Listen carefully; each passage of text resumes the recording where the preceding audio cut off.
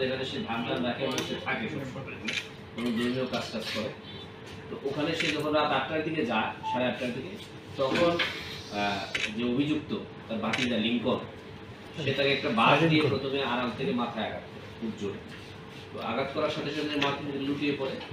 এর মধ্যে সে তার মুখের উপর চেপে বসে, মুখে গামছা দিয়ে চেপে দিয়ে এবং শ্বাসরুদ্ধ করে তাকে হত্যা নিশ্চিত করে। হত্যা নিশ্চিত করার পর সে তাকে টেনে নিয়ে যায় পাশের একটা উঁচু পাট খেতে, পায়ে ধরে টেনে নিয়ে যায় এবং সেখানে নিয়ে তাকে সে পাগুলো প্রথমে কাটে, তারপর পাগুলো বস্তায় করে, তারপর শরীরের বাকি অংশগুলো বস্তায় করে সেই বস্তাটুকু টেনে পুরা নদীতে নিয়ে যায়। যে ধান ক্ষেত দিয়েছে, না ধান ক্ষেতের নালা আছে ওখানে অবশিষ্ট, টেনে নিয়ে গেছে পুরো একেবারে নদী পার পর্যন্ত একটা ড্রেনের মতো সৃষ্টি হয়েছে। ওইটা সে আমাদেরকে দেখাচ্ছে এবং আমরা এই ড্রেন ধরে নদী। এই ব্যাপারে আপনারা জানেন যে বর্তমান আর্থসামাজিক অবস্থান এবং রাজনৈতিক প্রেক্ষাপটে কারা এই ধরনের প্রচারণা চালাতে পারে এবং এর থেকে সুফল নেওয়ার প্রচেষ্টা কোন মহলে থাকতে পারে, এই ব্যাপারে আমার চেয়ে আপনারা বেশি জানেন। এই ঈদে জামা জুতো অ্যাকসেসরিজের ডিসকাউন্ট। আমরা কোটালীপাড়া থানা পুলিশ, কোটালীপাড়া অফিসার ইনচার্জ, তাকে সামাজিকভাবে ঘটনাটি ঘটার পরপরই ব্যাপক আলোড়ন সৃষ্টি হয়েছিল, যেহেতু সে হিন্দু ধর্মের পুরোহিত। উনি সামাজিকভাবে একটা খোঁজখবর নেওয়ার চেষ্টা করেন, দেখার চেষ্টা করেন যে এখানে কারোর সাথে কোনো বিরোধ ছিল কিনা। তো উনি প্রথমেই যে জিনিসটা ওসি কোটালীপাড়া আবিষ্কার করতে পারেন যে তার আপন ভাতিজার সাথে, আপন ভাইয়ের সাথে জমি এবং 20,000 টাকা নিয়ে একটা বিরোধ আছে এবং এটা নিয়ে কিছুদিন আগে তাদের মধ্যে একটা ঝগড়া হয়েছে। সেই ঝগড়ায় ভাতিজা চাচার দিকে কয়েকবার লাঠি নিয়ে গেছে। তো থেকেই আমরা প্রাথমিকভাবে আমাদের অফিসার ইনচার্জ কোটালীপাড়া এবং তার যে টিম আছে আমাদের সাথে কথা বলে ভাতিজাকে আটক করে এবং আমরা তাকে অত্যন্ত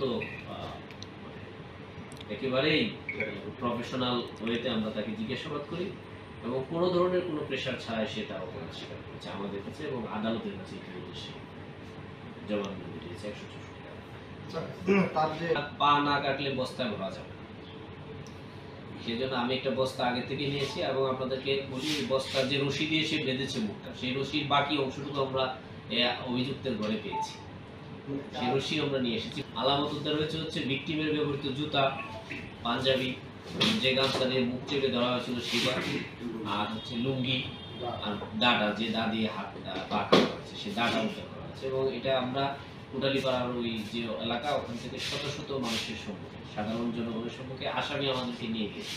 2টা পাইকে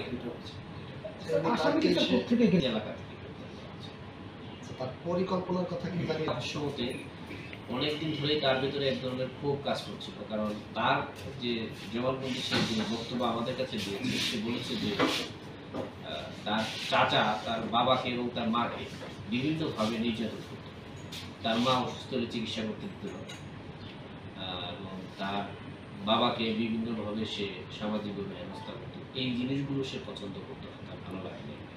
তো খুব প্রায় 5-7 বছর ধরে তার ভেতর থেকে একটা ক্ষোভ জন্ম নিচ্ছিল যে সে সুযোগ পেলেই তার চাচাকে সে দুনিয়া থেকে সরিয়ে দিল।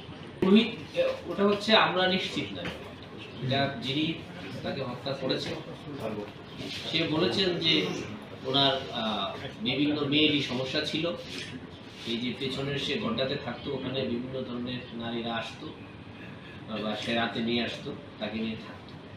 তো ওটা কিন্তু আমরা নিশ্চিত, এটা অভিযুক্ত বলেছে এবং সে এই জিনিসগুলো নিজের চোখে অনেক সময় দেখেছে।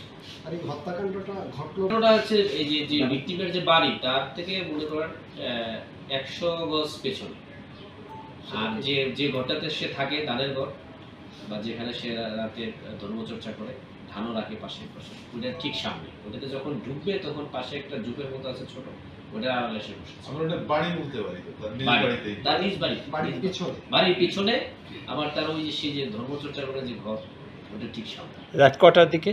এটা 8:30 থেকে 9টা হবে। এবং আসামিদের যে কথা যে আমি তাকে অনেকদিন দেখেছি, যেহেতু আমরা একই বাড়ি একেবারে পাশাপাশি, একেবারে সে অনেকদিন তাকে দেখেছে।